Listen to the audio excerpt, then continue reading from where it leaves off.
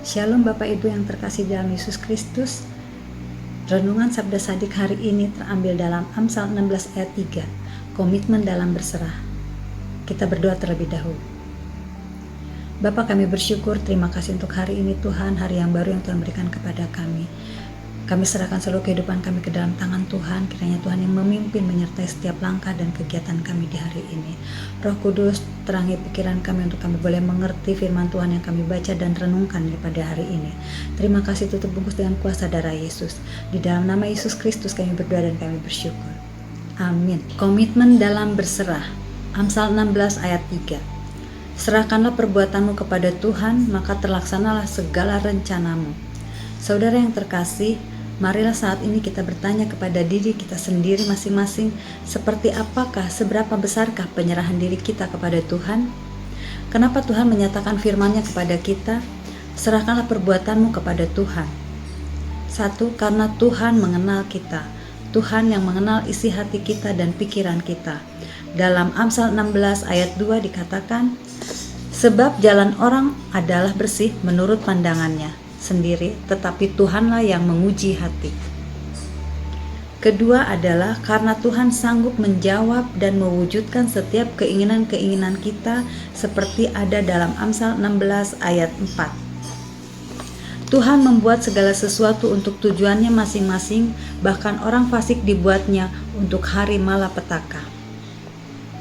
Jadi Tuhan inginkan supaya kita menyerahkan seluruh kehidupan kita, keinginan kita, harapan kita, cita-cita kita secara total, berserah penuh kepada Tuhan, karena Tuhanlah yang mengenal isi hati kita dan Tuhanlah yang sanggup mewujudkan setiap apa yang kita rindukan.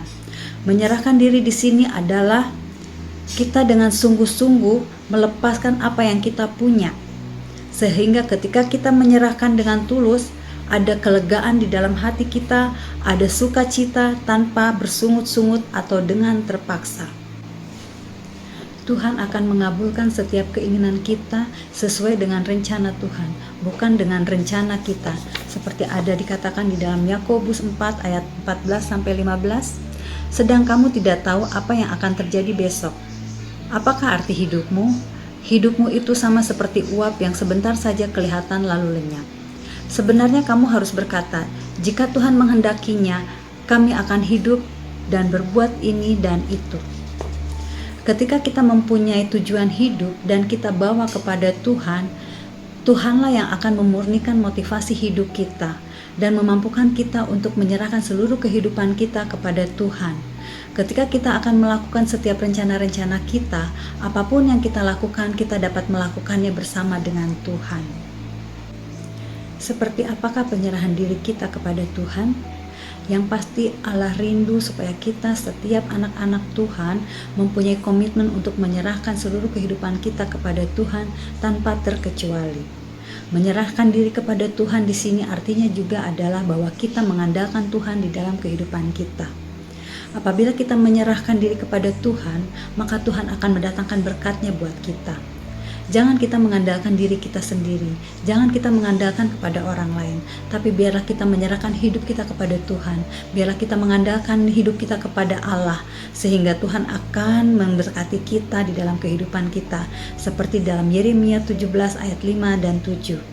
Beginilah firman Tuhan, terkutuklah orang yang mengandalkan kekuatannya sendiri, dan yang hatinya menjauh daripada Tuhan. Diberkatilah orang yang mengandalkan Tuhan, dan yang menaruh harapannya kepada Tuhan. Saudara-saudara yang terkasih, marilah kita berserah dan berkomitmen untuk menyerahkan seluruh kehidupan kita kepada Tuhan, dan Tuhan akan bertindak atas kehidupan kita. Di dalam Mazmur 37 ayat 5 dikatakan, serahkanlah hidupmu kepada Tuhan dan percayalah kepadanya dan Ia akan bertindak. Amin. Tuhan memberkati.